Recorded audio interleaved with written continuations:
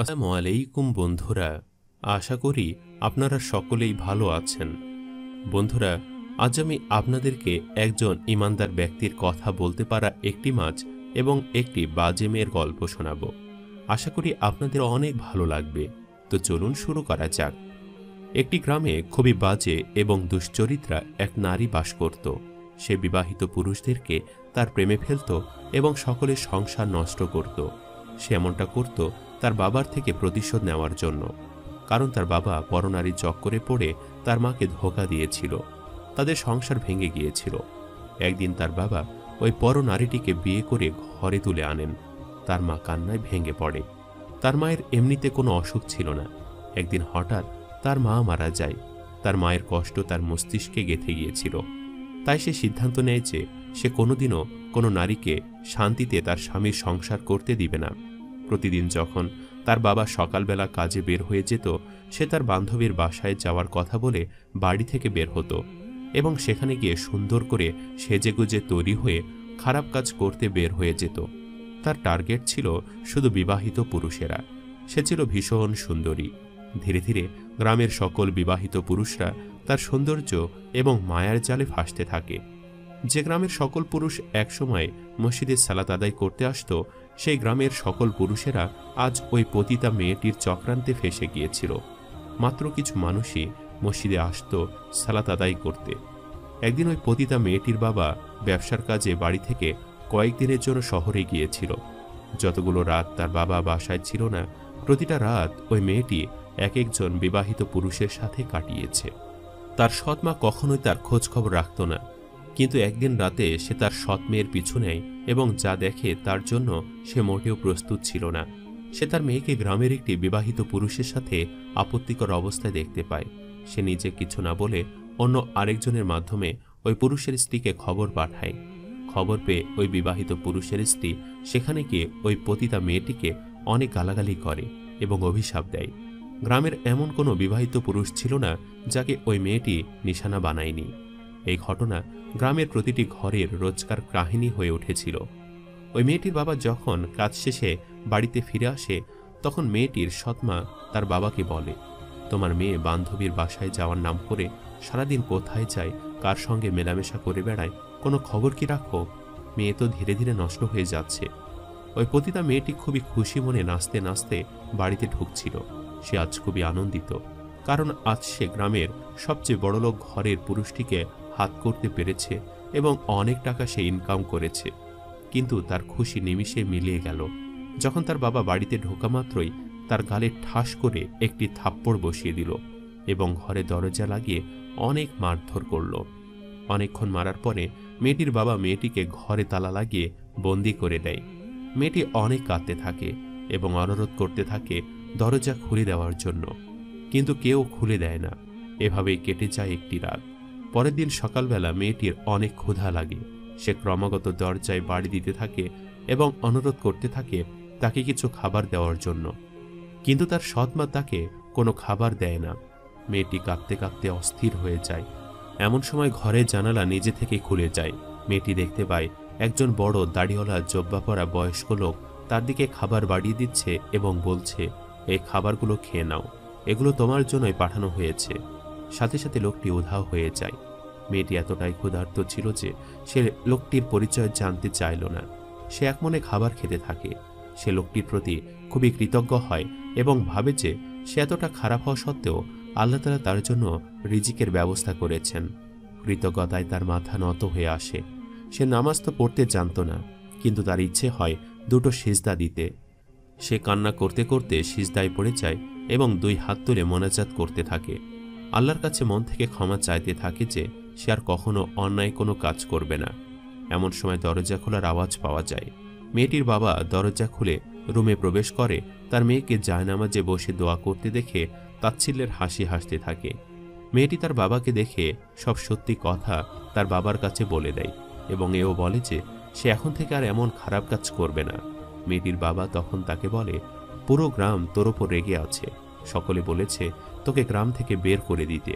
তুই তো আর এই বাড়িতে থাকতে পারবি না। নিজের শরীর বিক্রি করে খাস, আবার এখন ঢং করে নামাজ পড়ছিস। যা নিয়ে আয় দেখি এসব করে কত টাকা কামিয়েছিস। মেয়েটি তার বাবার ভয়ে সব টাকা পয়সা নিয়ে এসে তার বাবার হাতে তুলে দেয়। তার বাবা এতগুলো টাকা একসাথে দেখে আর লোভ সামলাতে পারে না। তিনি মুহূর্তেই গিরগিটির মতো নিজের রং পাল্টে তার মেয়েকে বললেন, আমাকে ক্ষমা করে দে তুই মা। আমি রাগের মাথায় তোর সৎ মায়ের কথা শুনে তোর গায়ে হাত তুলেছি। তুই বরং এই দেহ ব্যবসায়ী কর, আর সব টাকা আমার হাতে এনে দিবি। এখন থেকে আর তোকে কেউ বাধা দিবে না, আমি আছি তোর সাথে। মেয়েটি প্রথম থেকেই পতিতা ছিল, তার উপর তার বাবার উস্কানিতে সে ভুলে গেল কিছুক্ষণ আগে সে আল্লাহর কাছে ক্ষমা চেয়েছে, ভালো পথে ফিরে আসবে ওয়াদা করেছে। এতদিন সে বাবার উপর প্রতিশোধ নেওয়ার জন্য পতিতাবৃত্তি করেছে। এখন সে তার বাবাকে খুশি করার জন্য এই কাজটিকে একদম পেশা বানিয়ে নিল। তখন সে তার বাবাকে জিজ্ঞেস করল, কিন্তু তুমি যে বললে সবাই বলেছে আমাকে গ্রাম ছাড়া করতে। তখন তার বাবা বলল, তাতে কি হয়েছে, আমি তোর জন্য গ্রাম থেকে অনেক দূরে অনেক বড় একটি মহল বানিয়ে দেব, সেখানে থেকে তুই তোর দেহ ব্যবসা চালিয়ে যাবি। এভাবে মেয়েটি দিনের পর দিন আরো খারাপ হতে থাকে, তার চরিত্র আরো বাজে হতে থাকে। গ্রামের প্রতিটি বিবাহিত পুরুষকে সে তার নোংরা জালে ফাঁসাতে থাকে। গ্রামের মহিলাগুলোর মধ্যে এক পরহেজগার মহিলা তার স্বামীর এমন বিপথে যাওয়া দেখে মোনাজাতে অনেক কান্নাকাটি করে এবং আল্লাহকে বলে, হে আল্লাহ, যে গ্রামে আগে সবাই তোমার ইবাদত করত, সেই গ্রামে আজ এক পতিতার জন্য সবাই দিনের পথ থেকে সরে গেছে। তুমি দয়া করে তাদেরকে সঠিক পথ দেখাও। আমার স্বামীকেও তুমি সঠিক পথে নিয়ে এসো। কথায় বলে হারাম কাজে টাকা খুব তাড়াতাড়ি আসে। ওই পতিতা মেয়েটিও অল্প কিছুদিনের মধ্যেই অনেক বড়লোক হয়ে গেল। গাড়ি বাড়ি টাকা পয়সা কোনো কিছুরই তার কমতি ছিল না। মেয়েটির বাবা ব্যবসা ছেড়ে দিল। মেয়ে যখন দেহ ব্যবসা করছে আর তা দিয়ে সংসার চলছে, তখন আর অন্য কোনো ব্যবসার কি বা দরকার।